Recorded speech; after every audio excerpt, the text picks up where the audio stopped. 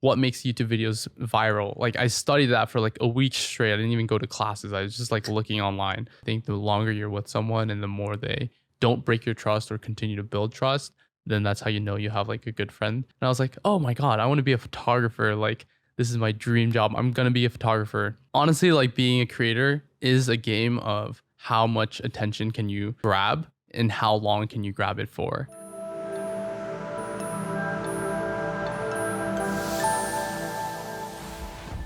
Elliot, thanks for being here, man. I really appreciate it. Thanks for having me. I'm excited.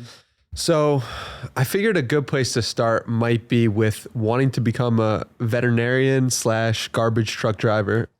What led that to be your earliest interests and passions for a future career? That's funny. It's funny that you know that. So my first dream job was I wanted to drive one of the garbage trucks.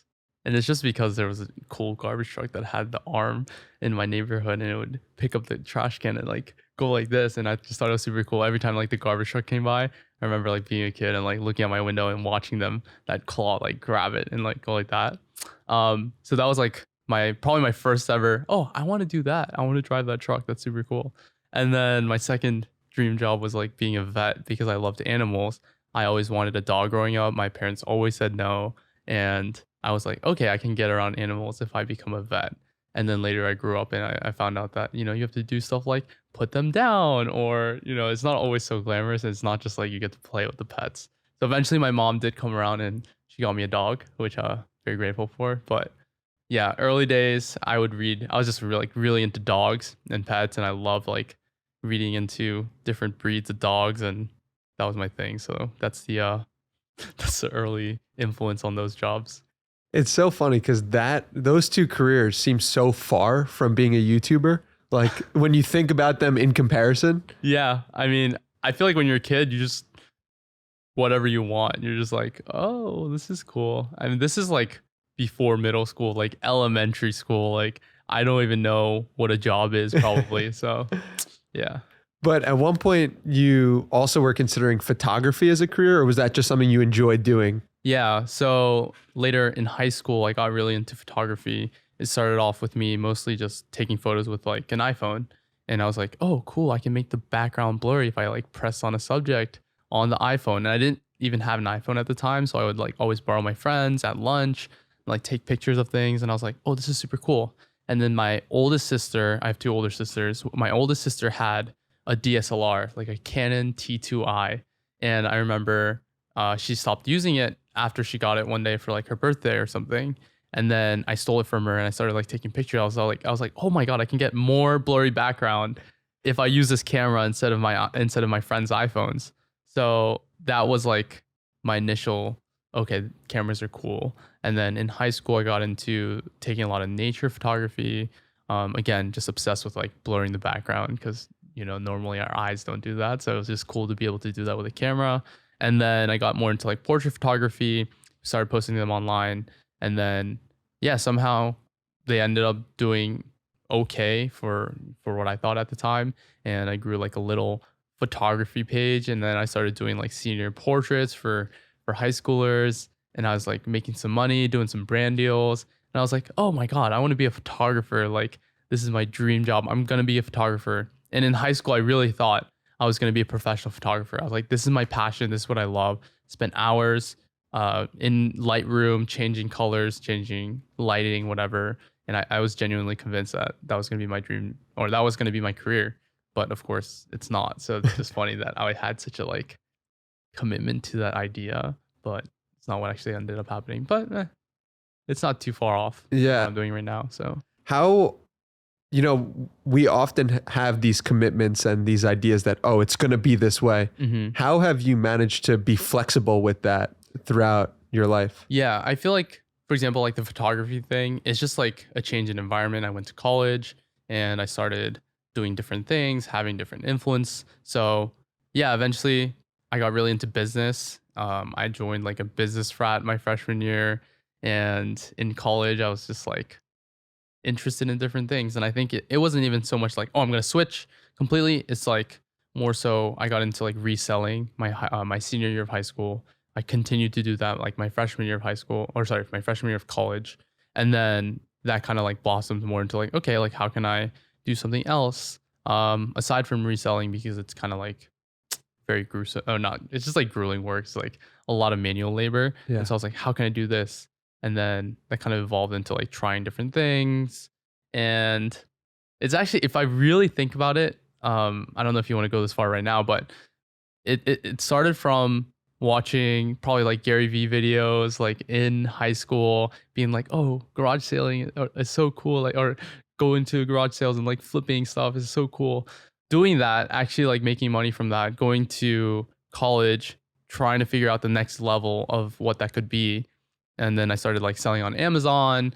It didn't really go that well, but I watched a lot of tutorials on YouTube, and that made me kind of like watch a lot more YouTube freshman year of college, because I was watching Amazon FBA tutorials. And then I was like, oh, I want to do like YouTube in this way. Like I want to teach people things. And so I tried making videos about Amazon FBA or about reselling, because that's the stuff I knew about. And then it didn't do well at all. Like I got maybe like max 50 views on these videos. And I was like, oh, YouTube's not for me. So then I quit for like a year. And then when I picked back up a year later, that's kind of like the beginning of my YouTube career from what you guys see now. So it's interesting how it kind of just, things happen and you kind of have to like go with the flow in that way. Yeah. I want to talk about the YouTube, obviously. But before we do, I thought it was interesting how when I was doing research for this, you mentioned that being in that business frat was the first time in your life where you felt cool. Mm-hmm. And I thought that was an interesting comment. What do you mean by that? Yeah. So in high school, I was like an orchestra nerd. Like I was always, like section leader, very into orchestra club or whatever, like all that stuff. And so that was just kind of like my high school life. And then going into college, of course, there's parties and there's frats and sororities and like all these like cool new people. And yeah, when I rushed like my freshman year, at the time, the business frat was like respected on campus. And so if you got in, it meant you were cool or whatever. And it's all just like, honestly, it's just BS, like college BS. But at the time I was like, oh, cool. I'm a part of the cool kids. Like, this is sick. Like, I've never been a cool kid.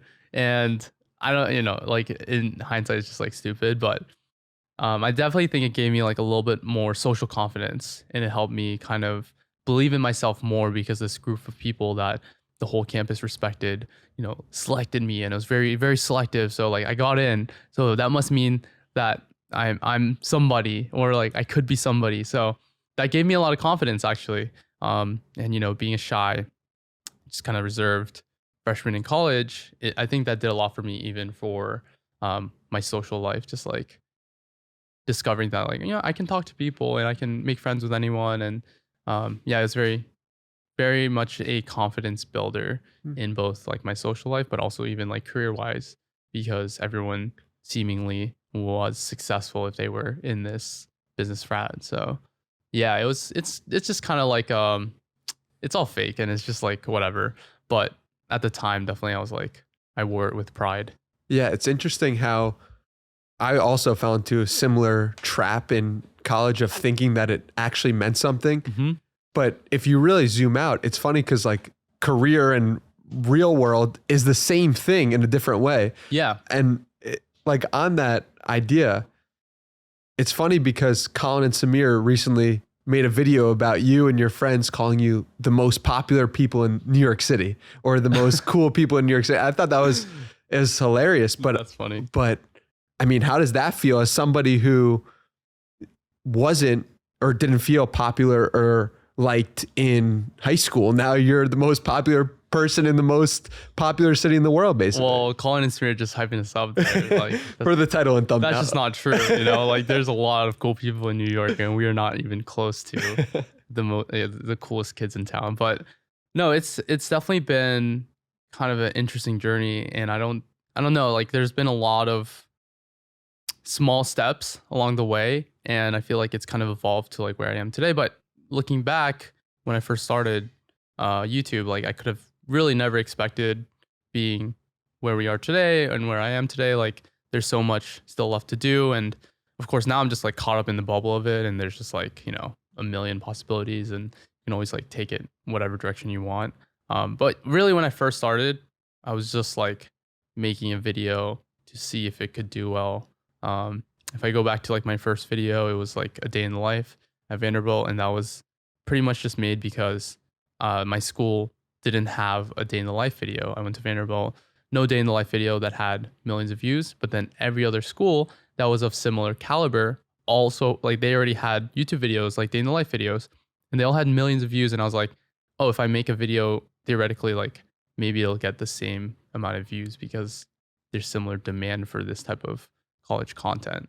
So that was the only reason I started. It wasn't to build a creator house or to move to New York and like become a full-time vlogger. None of that. It wasn't even to like make money or anything. It was just to test that thesis of like, will this video do well? Because like there's other videos out there that have done well with similar content. So yeah, if I think about it from that perspective, it's been I don't know, a lot of stuff has happened since then. But that's really only 3.5 years ago now. So yeah, a lot has happened. Yeah. Yeah. And when you look back, and it's funny because I think about overnight success as like not a real thing. Right. But your story seems to me more of an overnight success than any I've ever heard. And maybe it's just because you're raw natural talent or your intellect. But I mean, if you really think about it, how many people in the first 100 videos that they post have one that blows up and lets them build a career for themselves that changes their life? Not many people. Mm-hmm. Yeah, definitely. There's some luck involved because I was there at the right time. And I had kind of the right skills to be able to like, I knew how to work a camera because I had a background in photography. Of course, I needed to learn like video because it's totally different, but at least I knew how to operate a camera from photography. And I was lucky that no one else had made a video for my college already. I was lucky that there was a general demand for college content at the time. That was like a popular thing for YouTube. So yeah, there's definitely luck involved. And I think for me, it was definitely making sure I could I knew there was an opportunity there and I wanted to make the most of it. And so I spent pretty much about a week just looking up everything I could about YouTube algorithms. And I spent a week looking at YouTube manuals, and there's these like tip sheets that YouTube provides. And I watched a ton of YouTubers, like, how do you be successful? How do you make a good YouTube video? Like, what makes YouTube videos viral? Like, I studied that for like a week straight. I didn't even go to classes. I was just like looking online. And I crafted my first YouTube video out of that research. And of course, there is luck involved, but yeah, I mean, I think there was some engineering involved with that first video. And I think that first video has over, I don't know, like 2 million views or something. And yeah, definitely a combination of two things, like just making sure I was prepared to put out a video that would do well, but then also timing too. It was the right time, and I kind of saw an opportunity for that. So it's one thing to have a viral video, which many people have had, but Sure. it's another thing to use that viral video to create a career. Yeah. How have you managed to do that? Yeah. First time that video went viral, it was like the most insane thing for me. I hit like 10,000 views in the first week, and I was like, holy crap. Because I had posted videos a year before and I never got more than 100 views. And so it was like, that's insane. And I remember like first week, I was just like watching the numbers go up, and I was just like, my mind was blown. And I realized that there was a lot of people on my video and a lot of people on my channel. And so I knew, again, opportunity. I knew it was an opportunity to take advantage of. So I quickly tried to put on another video that would also hopefully get some viewership from that original video to the next one. And so if you look at the first 5 videos, like my oldest public videos, they all have like 500,000 views plus.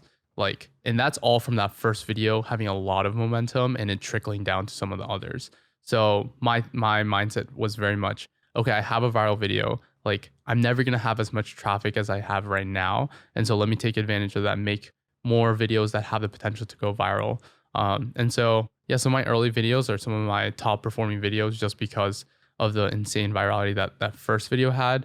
And then like the trickle down of, okay, make other videos that also have viral potential. but then we'll have an initial boost off of the trickle down of that first video. So yeah, once you hop on that train of posting on YouTube, you really never get off. So it's like, okay, post again, and then you just keep going and like, well, okay, what videos do I post next? That is my job to this day of figuring that out. So it's been that's when my job first started, as after that first video.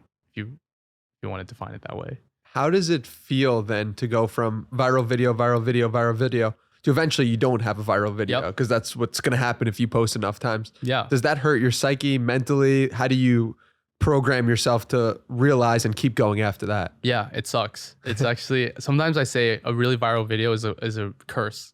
I can talk about a viral video that I had later.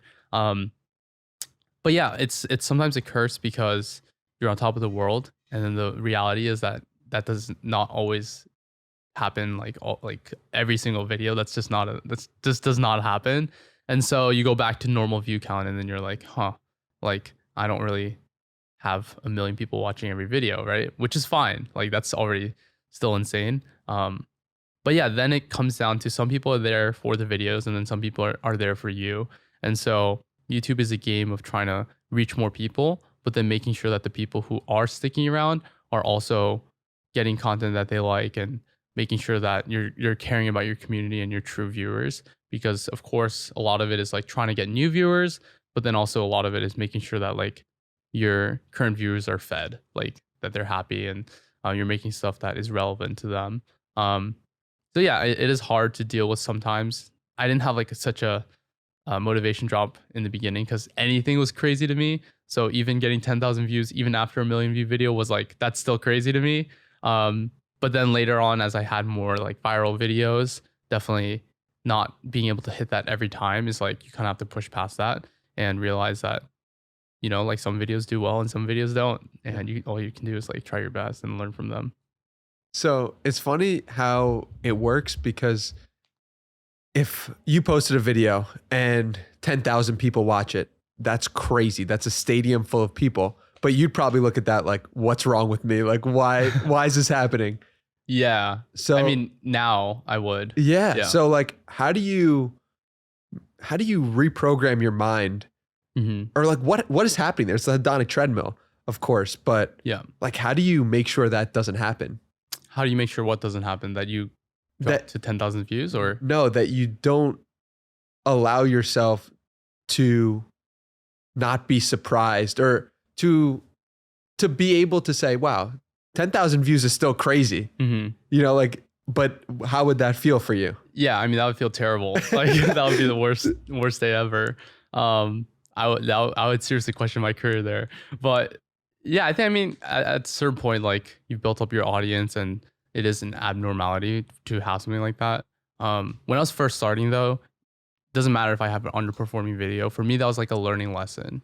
It's like every time you have a video that doesn't perform as well, okay, it's fine, because it's a long game, right? You can get it back on the next video, only if you really learn what went wrong with this video. Like what went wrong with this video that you had a significant decrease in views. Learn from that, apply it to your next video, and in the long term, you should be fine. It's always scary because like on YouTube, you're really only good as your last video. So it could look like up, and then if you have one underperforming video, oh, is this it? It might not be. You could still be going up, but you never know. It's like that one dip. It's like, oh, this is it. This is where it all goes downhill. You never know.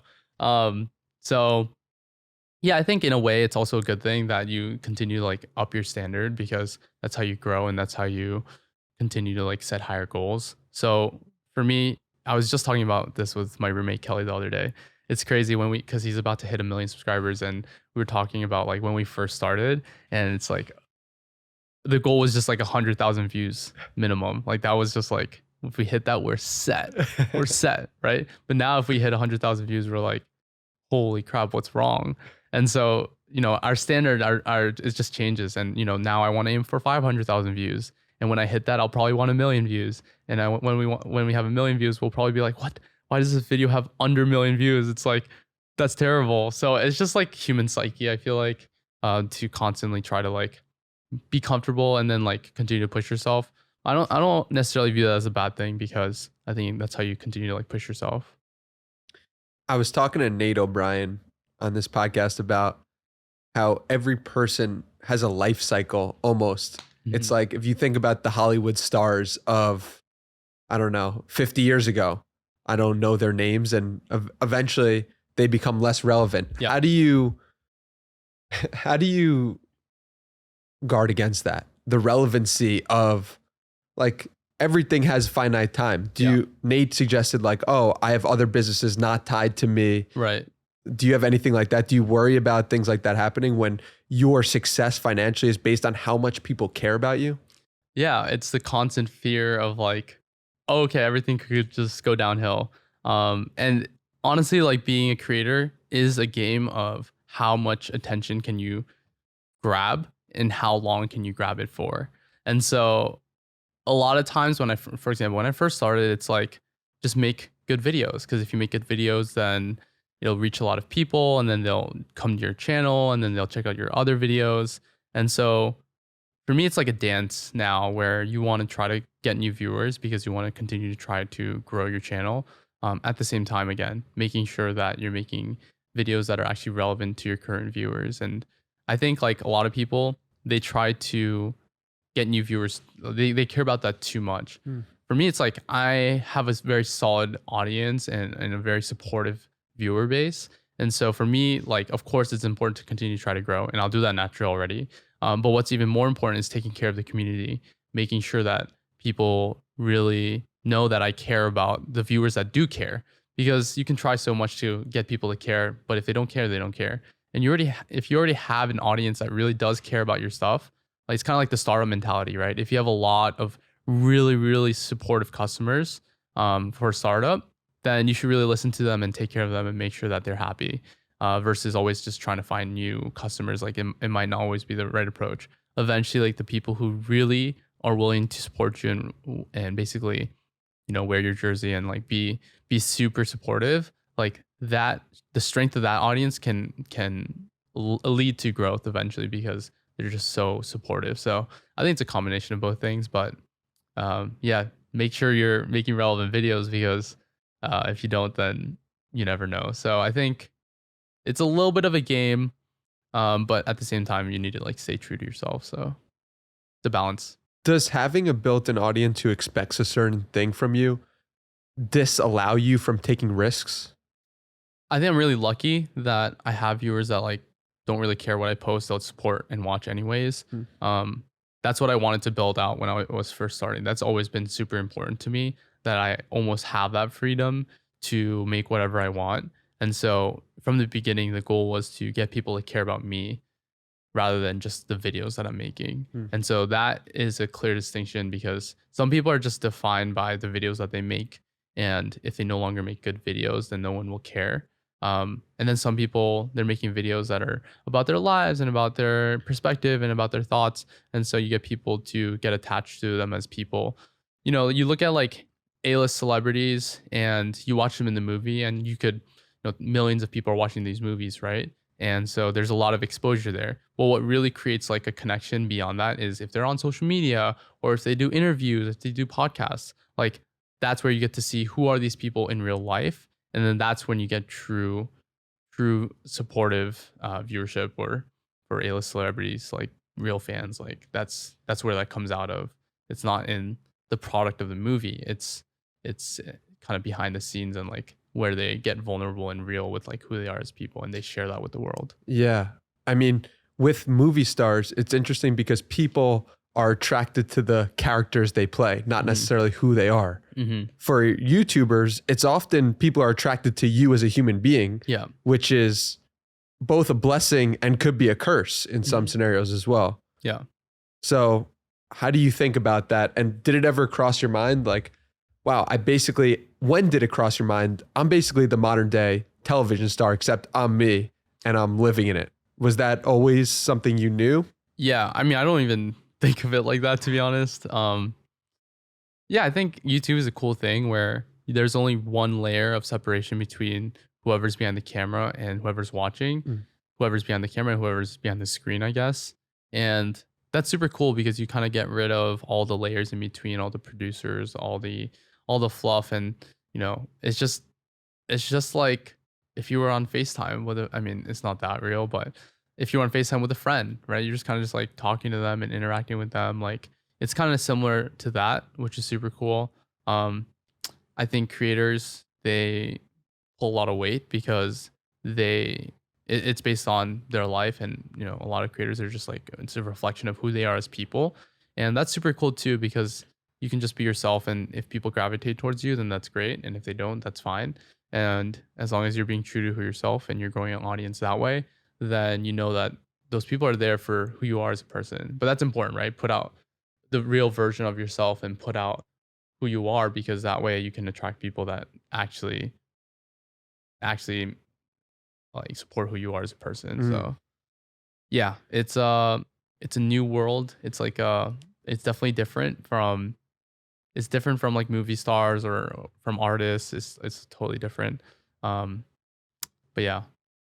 You mentioned before your friend Kelly, and I was listening to a podcast where you mentioned how, or maybe it was a YouTube video you put out where you guys had done a meetup and you posted on your story and 100 people came and you were like, this is the craziest thing ever. Like 100 people just came to see us for a meetup. Like, how does that feel that you could just post something on the internet and then you change people's actual behavior and then you get to interact with the people you are impacting? Yeah, it's always, whenever like people come up to me on the street and say hi, like every time I'm just like, damn, it's like super cool. Just because a lot of times it's just a number behind the screen. But then when you really get to see people and meet people, I just got this DM the other day. This happens a lot. Like I get DMs, or people will just tell me in person. But this guy just told me he just reached $1 million in sales because he built this business. And I don't even remember talking to this guy ever. But then I scrolled up on our DMs and I was like giving him early business development advice. Wow. I don't remember it because it was like years ago. And it was only a few messages, but he messaged me randomly and was like, hey, like you really impacted me and you helped me build, and it just crossed $1 million in sales. I had another guy, like I was at a WeWork, he came up to me, he was like, yeah, I'm not going to college because I'm a multimillionaire high schooler because I watched your early entrepreneurship videos and I'm a multimillionaire. So he's kind of flexing on me because I'm not a multimillionaire. But I was like, that's awesome. That's super cool, like to change the outcome of some people's lives. Like, that's not even really my intent. My intent is just to like share who I am as a person, share my story, share my perspective. And it's really cool that some people take it to heart and change some of their behavior and how they think.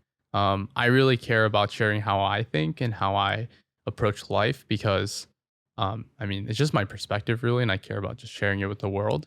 But why? It's cool. Why do you care? Because a lot of people have perspective, but don't either have the confidence to share or don't think their perspective is worthy. Well, I think I'm right. Like, to be honest, that's why I'm like confident in like, this is how I live my life. And it's totally fine. Like I value other people's perspectives, a lot. And, for me, like how I live my life is a certain way, by a certain standard. And it's almost like the reason I believe in it is because I feel like when I first started, because I stuck to some principles, like I am where I am today, which is, I'm very happy with where I am, and I'll continue to try to push my boundaries. But yeah, I think a lot of like the books that I've read, they've really influenced who I am as a person. A lot of like my role models or whatever, like, yeah, they've just all influenced me, and I'm happy with like the person that I am. And I am confident that like I'm proud of who I am as a person. And so I think like that wasn't always the case. And what changed for me was really a shift in how I think and a shift in my mindset. So just because like that worked for me, I'm very passionate about that and like sharing that. Doesn't mean it'll work for everyone, I don't think, but yeah, that's honestly why I care about sharing it, because it made me a much happier, successful person. And if I can do that for everyone else, and if it can help, then I would love to. I would love to help. Like my goal is to help everyone around me become happier, more successful. A lot of times it's through, you got to trick them into like watching an entertaining video and then like you slide it in underneath. But at the end of the day, that is my goal. Like, I want to be happy and successful. And if I can do it while helping other people do the same, then that's great. Really. That's another layer of fulfillment. Like, yeah. Definitely. one of the books that really impacted your life, Principles by Ray Dalio. Oh, Why was that so impactful for you? it's a great book. It's such a great book. Yeah, I didn't know anything about Ray Dalio or anything before I read that book, but he has a very interesting approach to life. Um, he is not super preachy. At the same time, shares a lot. I'm a very logical thinker, and I think he is as well. I actually love numbers. I love stats. I love stats. Um, and yeah, I really I used to make decisions always with like a weighted pro con list, and you know, uh, some of my most important life decision I've made with that like framework. Like what? Something as this is funny. I once made a decision about whether to stay in a relationship or break up off of a weighted pro con list. Um, Now I don't think that's the best approach because emotions are like a very difficult thing to put a value on, and I'm like a little bit more. I feel like a little bit more emotionally mature now than when I made that decision with a weighted pro con list. But yeah, even stuff like, do I pursue YouTube or do I take this internship? Like, do I take this job or whatever? Like all those decisions, it's based off of my understanding of like what is the potential outcome, what's the probability that I'll get that outcome, and I love like doing expected outcomes, like probability calculations. Like I don't do it so much anymore because again, it's really hard to like put a number on some of these outcomes. But yeah, Ray Dalio, very logical thinker, likes to use processes and likes to use frameworks to try to understand his life. And you apply that to stuff like even your relationships or your friendships or your family or your career and your goals. And yeah, it just like really resonated with me. It looks like, and for me, it was like a life, how to live life guide. So yeah, it's a great book. Yeah. So you mentioned you're more emotionally mature today than you were when you. Hopefully. What makes you say that, and how do you see the growth? Like what is responsible for that growth of emotional maturity? Yeah, I used to think that emotions like didn't really matter in making those types of decisions. Like, oh no, like logically from an outside perspective, this makes more sense to do than this, right? But a lot of times it's not like that. Like you have your emotions. Like you have to listen to your emotions. And I think they should play a large role in your decision making. And a lot of times I was just like very like, no, just like what is the standard for success? And like I was just very like, I'm gonna do this because it's gonna lead to more stuff for me or whatever, like more success for me. But now I try to listen to myself more and think about like how things make me feel, because that's really underrated. I feel like people just ignore that and just like, no, like this is what people think is value and is supposed to be successful. But like, if it's not the case for you, like people are different. Like they have different influences, they have different motivation, different values. And a lot of times, you can't just like follow a standard because everyone says that's the standard. You have to decide that for yourself and think about like what's actually important for you. So yeah, I'm very pro listen to your emotions and be in tune with them, because at the end of the day, like everything that we do is just to make us feel a certain way. And so if we already, feel happy doing something, like, keep doing that. Like, yeah. What got you to that place though? And what would you recommend to somebody who feels analytical, feels very logical, and they don't really listen to their emotions? Like, how does somebody get more to that place? Yeah, honestly, for me, it just required just like not listening to my emotions, making the wrong decision, and then kind of like realizing, hey, I should have listened to my emotions more because it didn't, the outcome didn't end up being a perfect fit with like what I'm feeling now. So you kind of just have to like go through life and experience it. And yeah, I don't know if I have a way to like really learn that without, I'm very, how I said, I'm really into stats. But to be fair, like I always like need some personal experience to solidify my ideas about life. So sometimes my friends will tell me stuff or like my mentors will tell me stuff. I'm like, yeah, that makes sense. But it doesn't, until I like experience it and feel the pain, it doesn't really hit. So sometimes you just gotta like make the wrong decisions and then realize that. But of course, learn from your mistakes. So you mentioned your friends, and you decided to move in with your friends and fellow content creators. your mom's house. Yep. How did that come to be? And how's Yeah. it going now compared to how you thought it would be going at this point when you moved in? That's a good question. I think so. Initially, what happened, that we have to rewind a little bit to summer 2020. This was basically when the pandemic hit, and I was out of college, and I was like, like, what should I do with this summer? Because well, I wasn't out of college. I was in college, but out of the semester on summer break. And I was like, I don't know what to do this summer. It was like my junior year summer. That's the summer when everyone's like, hey, you have to get a really good internship. But pandemic had just hit, so there wasn't like a ton of internships available. And a lot of them were virtual, whatever. And of course, I wanted to do YouTube. So I was trying to figure out a way to make YouTube work that summer instead of your big junior year internship.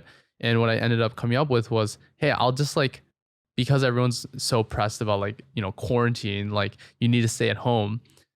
I'll just go live in a home with other creators so I can stay at home and still make videos.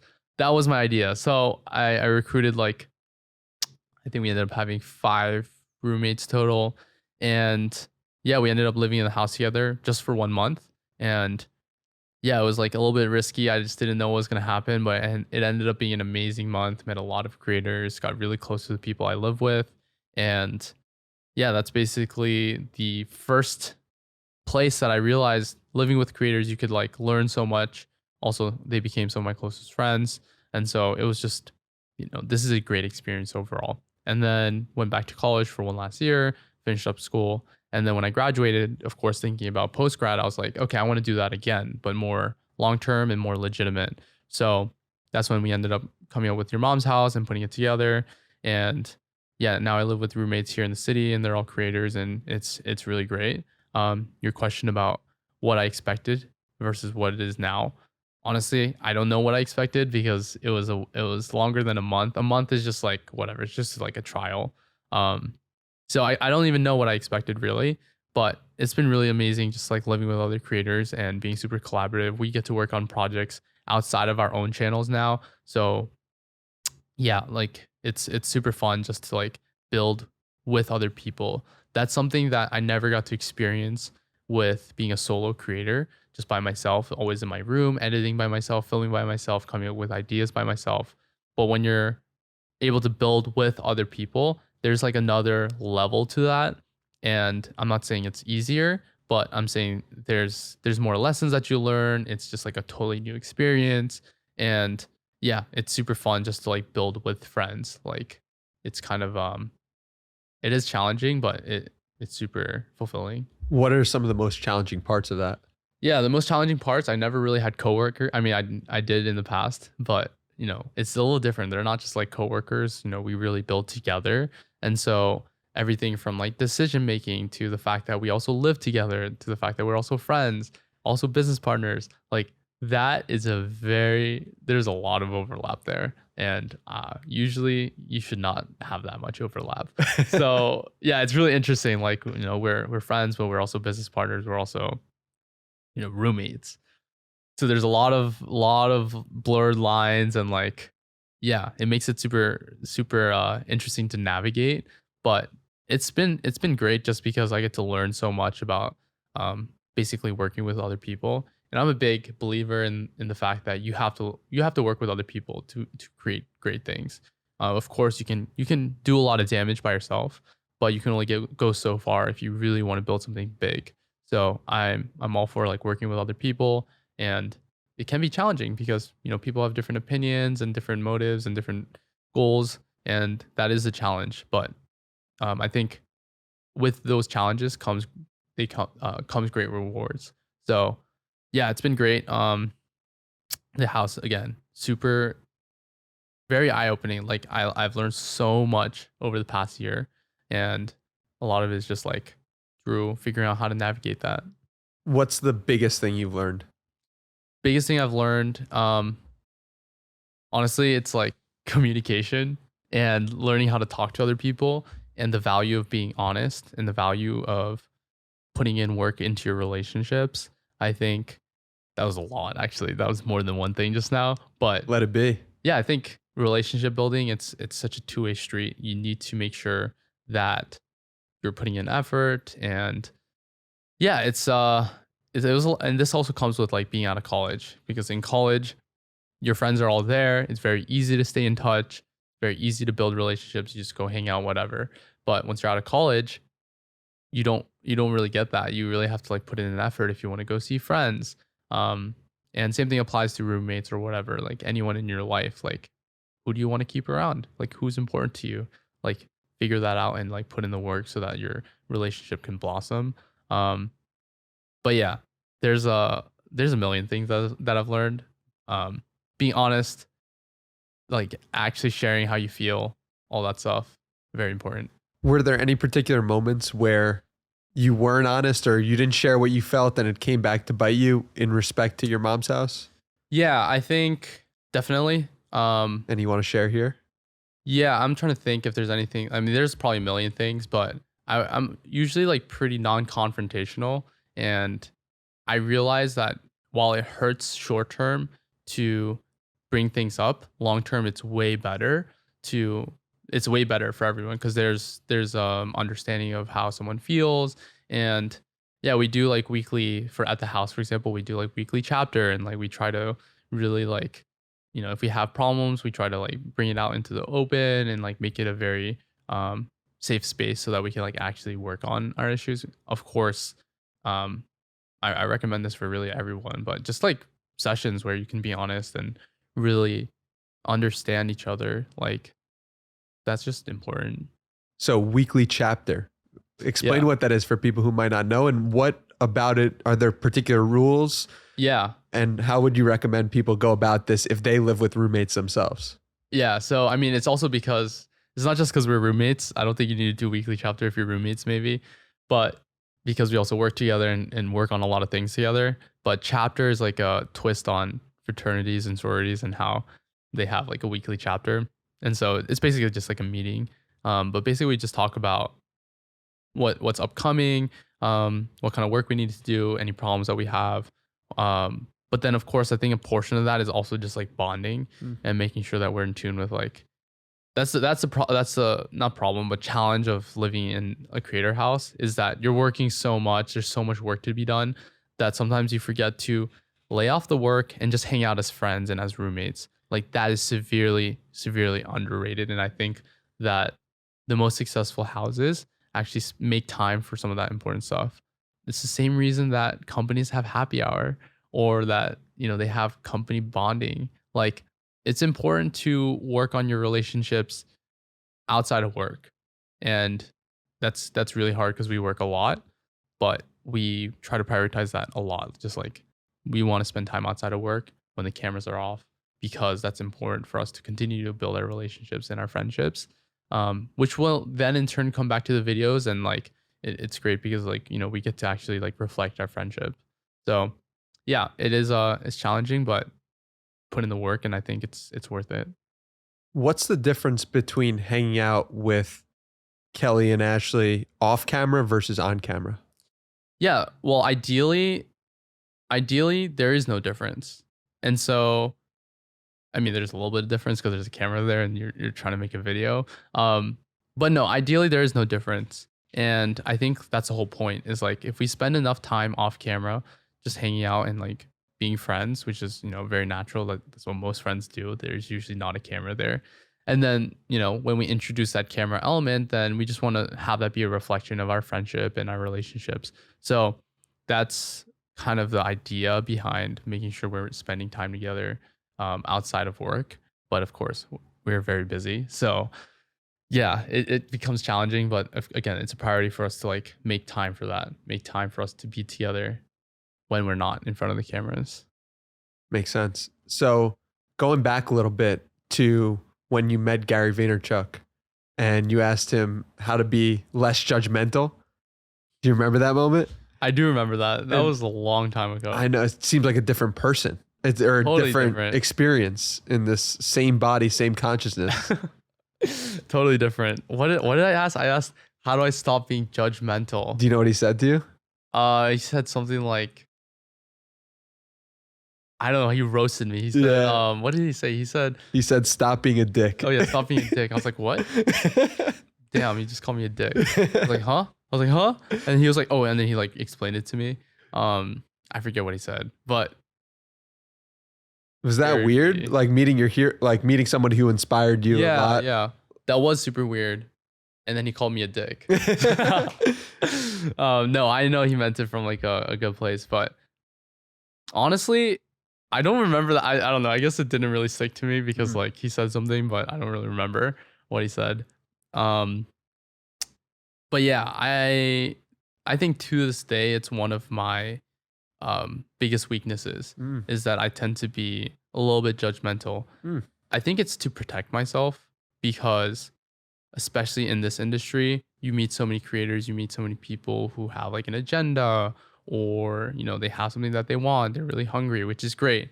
But then you never know because, for example, on social media, if you surround yourself with other people who have attention or influence, then that kind of leaks to you in a positive way, right? So you never, sometimes you don't know. Like sometimes someone's around you just because they want some of that exposure.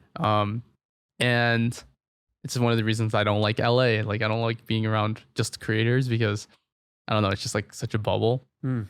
Um but yeah, I think that's a reason I try to be like, I try not to jump to conclusions too quickly and like give people an open mind, but yeah, it's something I'm continuing to try to work on, being open-minded about people and just like making sure that, I'm giving everyone a fair chance, but also, I think, I've been like burned before. So it's also a way to protect myself.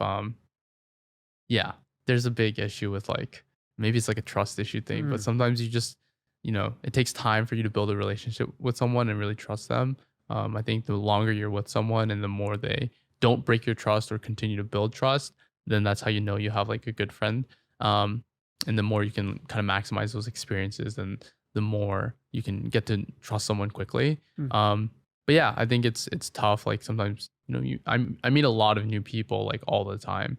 That's just like the nature of my life and my work. And so, it's hard to give like everyone my time and attention. And sometimes you just like have to be a little bit more selective. And that's kind of how you protect your own sanity. So I think that's why I am a little bit judgmental in that way. But I've definitely gotten better since like back then. Yeah. How has amassing a massive platform, a million subscribers, how has that changed the way people interact with you? That's a good question. That's a really good question. It really depends if they want something or not. I'm pretty good at reading people. I think it's like one of my strong suits. How? How are you so good? I try to understand who they are as people and what drives them. Like even things from like, are you the oldest sibling to the youngest sibling? Mm, What are your parents like? What do your parents do for work? What was your financial situation growing up? Or did you have any trauma growing up? Like all that stuff just shapes who you are as a person so much. And I try to like work backwards from like, okay, you've had these experiences. This is who you are as a person today. And therefore you probably value XYZ. And that kind of like shapes the way you approach life. We can go really deep into like psychoanalysis, but yeah, I love reading people. And yeah, sometimes people want something from you, and I can tell. Like and sometimes it's not, it's not a big deal, like whatever, if they want something I'll give it to them. And sometimes it's like, this person is really only here because like they want something from me. mm, And so it's really tough. Like I always say, it's kind of like hard to like make friends um in this industry because you really like, if I had 0 subscribers or 0 followers, like is this creator friend of mine still going to be friends with me? And I always think it's very telling, like when you're at your low and when you're not winning, like who's there for you. That's a very big indicator of like who are your real friends. And so I'm not trying to say like my friends are fake or anything like that. Like I have great friends around me and great people around me. But it's also because like I'm very wary and I just like try to make sure that, the people that I have in my life and the people I invest in, hopefully, they're there for my entire life. That's why I put so much effort in.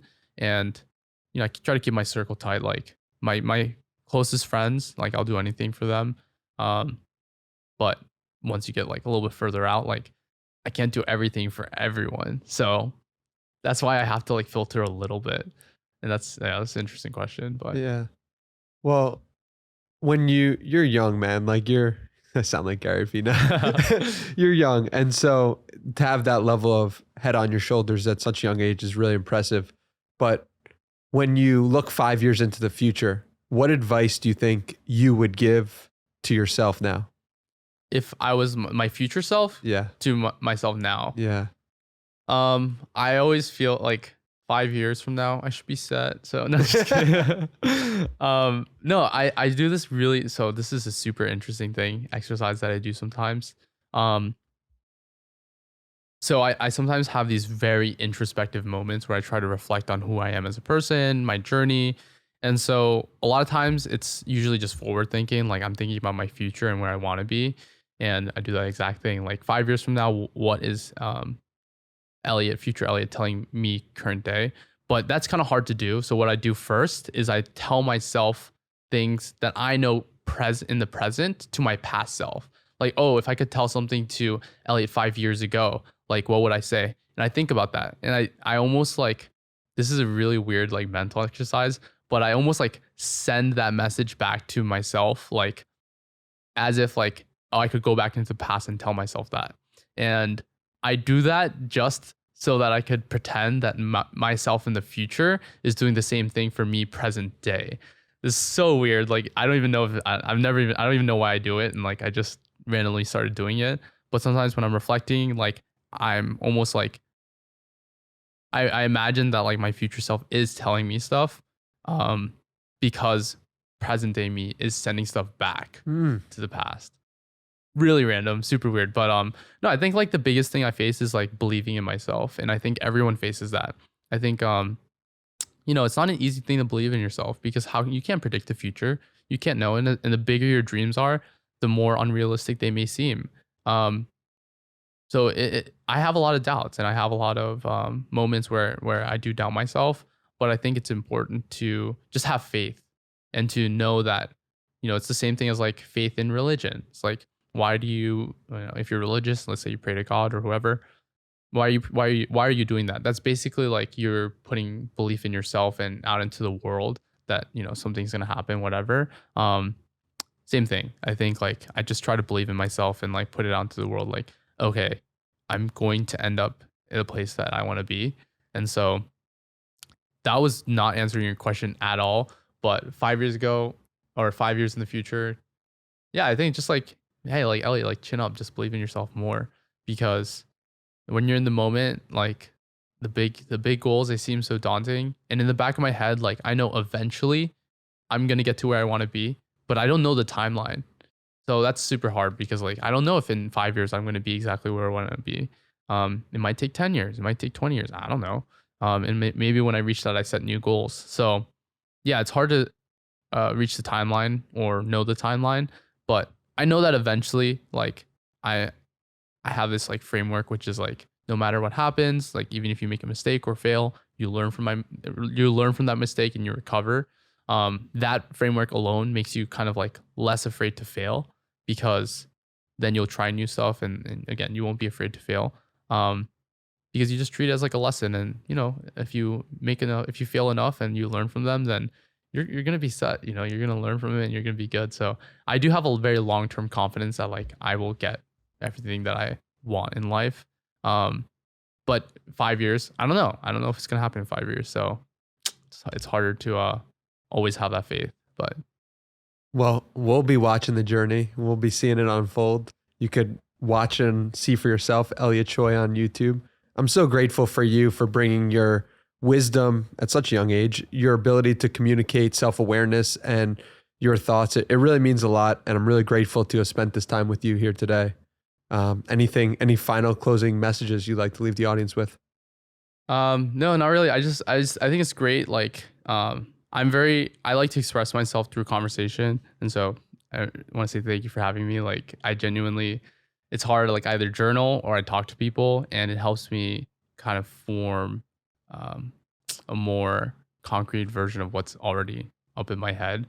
I have a million things going on. So it's like really hard to organize. So I always appreciate conversations like this. So Absolutely. thanks for having me. My pleasure. We'll link it all below, all the places to find you, and really appreciate you. Thanks so much.